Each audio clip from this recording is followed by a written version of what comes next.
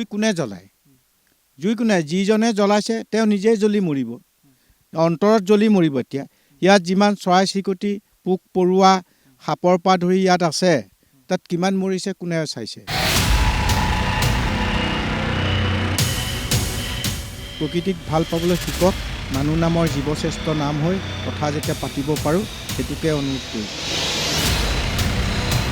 যোৰহাট ৰেঞ্জাৰে কৈছে যে ককিলামুখৰ পৰা বালি খনন কৰি ইয়াৰ পৰা খনন কাৰ্য চলাই শিৱসাগৰ ডিষ্ট্ৰিক্টত 4 লেনৰ কাৰণে দিম।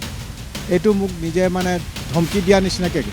প্ৰকৃততে তেওঁলোকে চকুৰে দেখা নাই, যেতিয়া কোনে সংযোগ কৰিটো দেখা নাই। আৰু যিহেতু ইয়াত বাঘ, হাতী, গড়টো থাকে, আৰু হয়তো বাঘৰ ভয়ত জুই লগাব পাৰে, হাতীৰ ভয়ত জুই লগাব পাৰে দুষ্কৃতিকাৰীয়ে।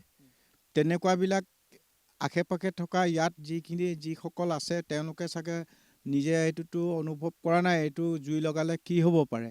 আৰু তাতে বাঘটো গুচি নাযাব, মুকলিত বেছি গৰু ম'হ খাবহে।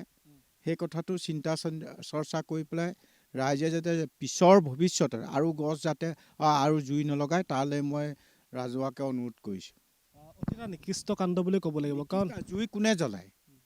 জুই কোনে? যিজনে জ্বলাইছে তেওঁ নিজেই জ্বলি মৰিব, অন্তৰত জ্বলি মৰিব। এতিয়া ইয়াত যিমান চৰাই চিৰিকটি, পোক পৰুৱা, সাপৰ পৰা ধৰি ইয়াত আছে, তাত কিমান মৰিছে কোনে চাইছে?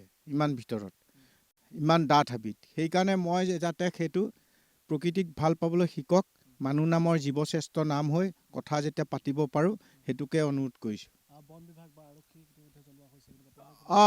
তেওঁলোক আহিব, এতিয়া গোটেইটো ছাৰ্ভে কৰি পেলাই চাই ল'বলৈ কৈছোঁ। মাজুলীৰ পৰা আহি আছে মেচিন নাওলৈ, তাৰপৰা মাজুলীৰ পৰা আহোঁতে বহুত দূৰ লাগে। এতিয়া আপোনালোকে ইয়াত আধা ঘণ্টাতে আহিব পাৰে, কিন্তু মাজুলীৰ পৰা প্ৰায় এবেলা লাগে আহোঁতে। আজিকালি নদীটো নাই, বহুত ঘূৰণ পোকণ কৰি আহিব লাগে, নিমাতী ঘাট হৈ আহিব লাগে। আহিব আশ্বাস দিছে, আশ্বাস আহি আছে, ইয়াৰ পৰা নাও পঠিয়াই দিছে তেওঁলোকক আনিবলৈ। সেইকাৰণে তেওঁলোকে FIR দাখিল কৰক। OC যেতিয়া আহিব, পুলিচ প্ৰশাসন আহিব, ফৰেষ্ট ডিপাৰ্টমেণ্ট আহিব, ইয়াৰ উচিত তদন্ত কৰক। ভৱিষ্যতে যাতে এনেকুৱা আৰু নহয় সেইটোকে মই। প্ৰকৃতিখনক আপুনি ভাল পায়, বিভিন্ন পদক্ষেপ লৈছে, জীৱ জন্তুৰ কথা চিন্তা কৰিছে, গছ গছনিৰ কথা চিন্তা কৰিছে, সমান্তৰালে মানুহৰ কথাও কিন্তু আপুনিয়ে চিন্তা কৰিছে। কিন্তু তাৰ পাছতো আপোনাক একাংশই ভাবুকি প্ৰদান কৰিছে বিভিন্ন সময়ত, আপোনাৰ ঘৰতে গৈ দাবী ধমকি দিয়াৰ যিটো অভিযোগ ইতিমধ্যে উত্থাপন হৈছে। গতিকে এইসমূহ ঘটনা ক'ৰবাত ন ক'ৰবাত আপোনাৰ যি কৰ্মস্পৃহা ক'ৰবাত বাধা দিছে নেকি, বা কোনে মোক সেইটো বাধা দিব নোৱাৰে। কাৰণ পৃথিৱীখন এখন, পৰিয়াল এটাই, যি দেশলৈ আমন্ত্ৰণ কৰিব মই তাতেই গছপুলি ৰুব লাগে। আৰু সেইকাৰণে ভাৰতবৰ্ষতে গ্ৰীণ ইণ্ডিয়া কৰাৰ মূল লক্ষ্য। আজি 30 বছৰ হাবিত অকলে থাকিলোঁ সোমাই, আজি 13 বছৰ হ'ল গোটেই ভাৰতবৰ্ষই নহয়, অসমেই নহয়, ভাৰতেই নহয়, পৃথিৱীখনক সূৰ্য উঠা দেশৰ পৰা সূৰ্য পৰা দেশলৈ গৈ এৱাৰনেছটো কৰিলোঁ। এতিয়া গ্ৰীণ ইণ্ডিয়া প্ৰকৃতিক ভাল পাবলৈ পৃথিৱীৰ কোনো এখন দেশৰ শিক্ষানীতিত নাই। নথকাৰ ফলত জলবায়ু পৰিৱৰ্তন আৰু COVID-19 আহি গৈছে। বাপেক মৰিলেও চুব নোৱাৰে, মাক মৰিলেও চুব নোৱাৰে। তেতিয়া দেখা পোৱা যায় সেই সময়ৰ ধৰ্মগুৰুসকল, শংকৰ মাধৱে হওক, বুদ্ধদেৱে হওক, হজৰত মহম্মদে হওক, যীশুখ্ৰীষ্টই হওক, তেওঁলোকৰ কিবা চাৰ্টিফিকেট আছিল জানো? তেওঁলোকে মানৱ সম্পদ গঢ়িবলৈ জ্ঞানৰ যিটো বিকাশ, সেইটো দিয়াৰ কাৰণে সমগ্ৰ বিশ্বই আঁকোৱালি লৈছিল। কিন্তু তেওঁলোকক আমি এতিয়া অপমান কৰিছোঁ। অপমান কৰাৰ ফলত জলবায়ু পৰিৱৰ্তন আৰু COVID-19 আহি গ'ল। বাপেক মৰিলেও চুব নোৱাৰে, মাক মৰিলেও চুব নোৱাৰে, সেই পৰ্যায়লৈ গুচি আহিছে। আপোনাক দাবী ধমকি দিছিল? নহয়, দাবী ধমকি তেওঁলোকৰ কথা যুক্তিযুক্ততাত কৈছে। সেইটো যোৰহাট ৰেঞ্জাৰে কৈছে যে ককিলামুখৰ পৰা বালি খনন কৰি ইয়াৰ পৰা খনন কাৰ্য চলাই শিৱসাগৰ ডিষ্ট্ৰিক্টত 4 লেনৰ কাৰণে দিম।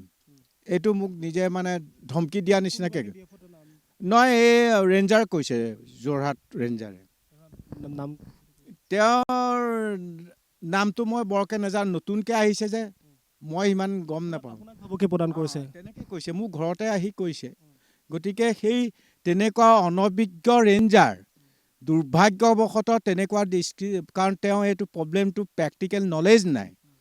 ৰেঞ্জাৰ পঢ়ি আহিছে, কিতাপত পঢ়ি আহিছে, হাতে কামে কৰা নাই। কাৰণ আমাৰ প্ৰব্লেমটো কি চিনি নোপোৱাৰ কাৰণে সেইবোৰ কথা কৈছে। চেলেঞ্জ কৰিছিল? চেলেঞ্জ কৰিছে। শিৱসাগৰ ডিষ্ট্ৰিক্টলৈকে ইয়াৰ পৰা ককিলামুখৰ পৰা বালি খানি নি তাত 4 লেনত দিব। অলৰেডি ডিষ্ট্ৰিক্ট পাৰ হ'ব নোৱাৰে, ব্ৰহ্মপুত্ৰ বালি নাই জানো শিৱসাগৰ ডিষ্ট্ৰিক্টত? তাৰপৰা নিব পাৰে, যোৰহাটৰ পৰা কিয় নিব লাগে? অলৰেডি যোৰহাটৰ 4 লেন হৈয়ে গ'ল। আৰু আকৌ ইয়াৰ পৰা কিয় দিব লাগে তালৈ? আপোনাক তেওঁ কৈছিল যে কি কৈছিলে তেওঁ ইয়াৰ পৰা বালি খনন কাৰ্য কৰি লৈয়ে যাম তালৈ, তেনেকুৱা ধৰণৰ কথাবোৰ কৈছে। সেইকাৰণে মই উচ্চ বৰ্গৰ বনমন্ত্ৰীক জনাই দিছোঁ, PSCক জনাই দিছোঁ যে এইটো কেনেকৈ হ'ল। সেইটো মহাবাহু ব্ৰহ্মপুত্ৰৰ বুকৰ বালি খনন ভূ জৈৱ বিভাগৰ আণ্ডাৰতে থাকে, ফৰেষ্টৰ লগত নাথাকে নহয়, কেনেকৈ গ'ল বোলো, সেইটোৱে প্ৰশ্ন মোৰ। কেতিয়াৰ ঘটনা?